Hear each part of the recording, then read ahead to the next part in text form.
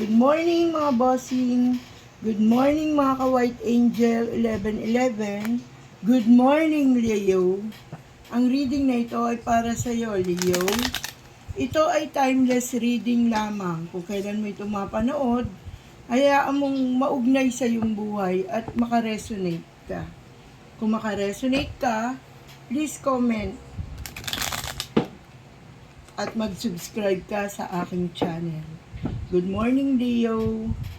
Positive energy for Leo. Give me a positive energy for Leo. Give me a positive energy for Leo. Sana'y nasa mabuti kang kalagayan, Leo. At ang iba ay katatapos lang mag-birthday. Ang iba naman, kasalukuyang may kasalang magaganap.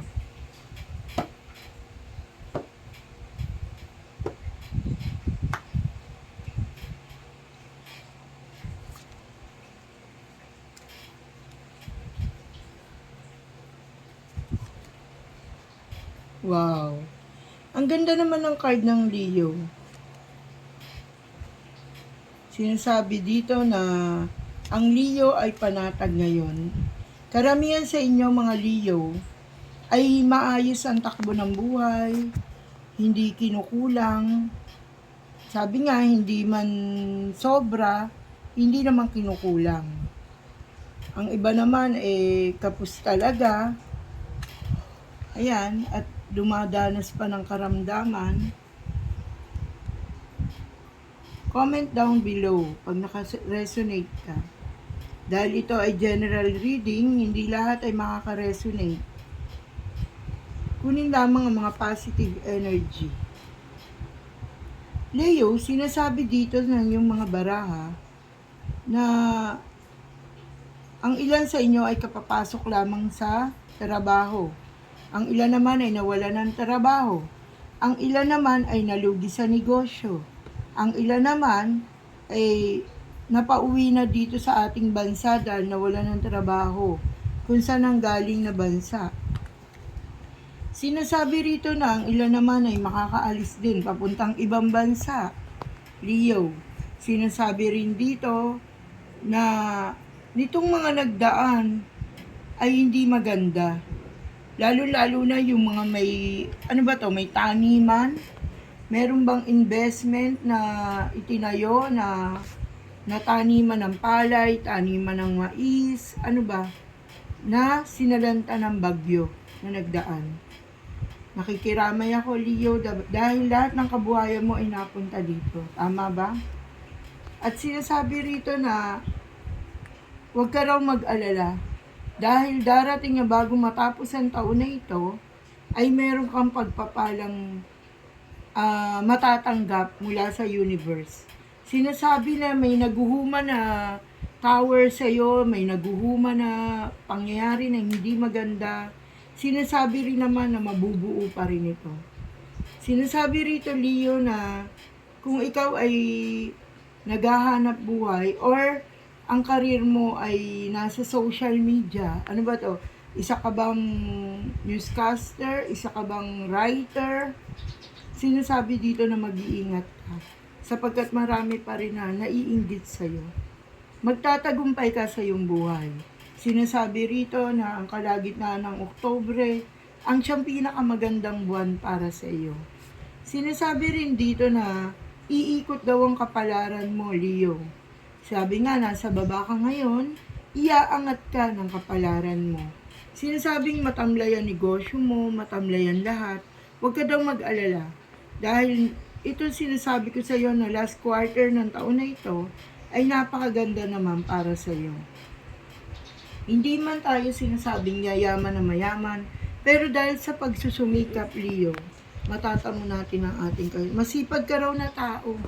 Sinasabi na marami kang pangarap sa buhay, lalo-lalo na para sa iyong mga anak, lalo-lalo na sa iyong pamilya, ay sinasabi rito na magtatagumpay ka at ipagkakaloob sa iyo yung hinihingi. Ayan napakaganda ng card mo, Leo. Patapos ang Wheel of Fortune, lumitaw yan. At sinasabi dito na Ang mga taong humahadlang sa'yo, Leo, ay huwag mong pagkakapansinin. Isang tabi mo ang lahat ng taong nagbibigay sa iyo ng negative o mga taong toxic. Sinasabi dito na patuloy kang lumaban, patuloy kang manalangin, patuloy mong pakita sa mga tao na kaya mo at kaya mong tumayo sa sarili mong paa. Sinasabi rito na yes. Yes, kung ano man ang iyong katanungan, ang iyong kahilingan. Yes, dahil lumitaw ang star. Sinasabi dito na magniningning ka. Magniningning ang iyong career, magniningning ang iyong kaperahan, magniningning ang iyong love life. O, diba? Wala ka na itatanong pa. Dahil lahat ay nagniningning. Sinasabi rito na sa mga binata't dalaga, na ang Leo ay maraming kakumpetensya. Ano ba to? Marami kang manliligaw o marami kang nililigawan, Leo? Sinasabi dito na naway mapili mo ang taong karapat-dapat para sa iyo, Leo.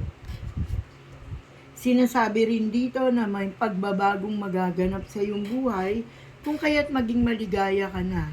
Sinasabi rito at sinisiguro ng ating reading na ito na magkakaroon ka ng magandang kapalaran, Leo. Sinasabi rito na mag-uumapaw ang iyong kaligayahan bago matapos ang taong ito. Please comment down para malaman ko kung para sa iyo o nakakuha ka nag-resonate ka sa reading na ito. Sinasabi rin dito na meron kang gabay na hindi nakikita at patuloy itong nakasubaybay sa iyo, kung kaya't palagi ka mananalangin. Alam nyo kasi, no, hindi naman sinasabing gabay na hindi nakikita. Andyan yung mga mahal natin sa buhay, na mga pumanaw na.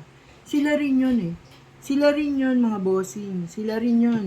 Yung gumagabay sa atin na hindi nakikita, yung mga lolo't lola natin, nanay, tatay natin, kung na-resonate ka na, nawalan ka na ng magulang, nawalan ka ng kapatid, patuloy sila nakasubaybay sa atin Iginaguide ka nila. So, kahit sabihin na punong-puno ka ng problema sa buhay, andyan sila, nakasubaybay pa rin sa'yo. Sinasabi nila, eto lang ako, hindi ka nag-iisa, binabantayan kita. So, palagi mo pa rin silang isasama sa iyong panalangin. Mayroon Leo rito na nabigo sa pag-ibig na hanggang ngayon ay hindi makamove on. Sinasabi rito nakalimutan mo na siya at isipin mo na lang kung bakit kanya iniwan. 'Di ba? Isipin mo na lang na siya yung taong nanakit sa'yo. Maghanap ka ng tao na karapat-dapat sa'yo, Leo. Hindi siya kawalan. Sinasabi rito na karapatan mong magmahal, karapatan mong mahalin. Leo, napakabuti mong tao para saktan ng isang taong hindi karapat-dapat sa'yo. So, advisable na kalimutan mo na siya, maghanap ka ng iba, hindi siya karapat-dapat sa'yo. Kung babae ka, sinasabing move on ka na, bangon na, gising na, may iba pa, may darating para sa'yo. Kung lalaki ka, ganun din, may babaeng para sa'yo. At sinasabi dito na kailangan mong makuha ang mga positive energy na makapagpapaligaya sa iyo, Leo. Sinasabi dito na hindi habang panahon ng kabiguan at kasakit ang nararamdaman mo. Bata ka pa. Sinasabi din dito na marami ka pang pagsubok na dadaanan, pero lagi kong paulit-ulit na sinasabing panalangin ang kasagutan sa lahat ng ating problema. Sinasabi rin dito na hindi ka nag-iisa, hindi ka nawawala ng pag-asa, patuloy kang lalaban, anuman kinaharapan mo ngayon. Sinasabi rin dito, Leo, na marami kang iniisip, nangangapa ka, nagigising ka sa gabi, iniisip mo bakit ganito ang buhay mo, kung bakit palagi ka na lang malungkot, kung bakit palagi na lang nauulit ang istorya ng buhay mo. So, kailangan mo mag-meditate. Isipin mo isa-isa kung bakit hindi ka makaahon sa kinaharapan mo ngayon. Sinasabi dito na dapat mo pagtuunan ng pag-aaral.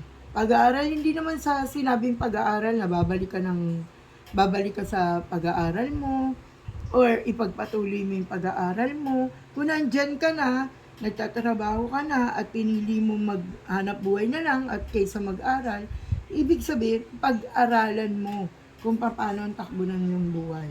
Yes, sinasabi rito, Leo, na naririto ka na sa stage na maari ka na maging masaya. Nakapili ka na. Nakapili ka na at tamang landas na ang dinadaanan mo. Tamang way. Sinasabi na nga, tamang desisyon, tamang way. At sinasabi rito na ang nangyayaring lahat ng ito, kaligayahan, paikot-ikot lang. Maligaya ka ngayon, malungkot ka bukas, masaya ka sa susunod, malungkot ka uli sa susunod. Sinasabing maging aral, 'di ba? Maging aral sa paulit-ulit na lang nakapalaran ng buhay. Sinasabi rin dito na anuman ang lahat ng maganap, magiging matatag ka kasama mo ang iyong pamilya. At ang pamilyang yan, ang siyang nagbibigay ng lakas ng loob sa iyo. Sabi nga, ang pamilya mo, ang siyang magiging sandigan mo, Leo. At sa ating huling baraha, sinasabi rito na magtatagumpay ka. Sa kabila ng lahat ng pagsubok na yan na yun dinadaanan, Leo. Congratulations, Leo, sapagkat alam kong madadaanan mo man ang pagsubok, madadaanan mo man ang kalungkutan, patuloy ka pa rin matatag at lumalaban. At take note, Leo, kabilang ka sa year 2024 na yayaman. Bye-bye!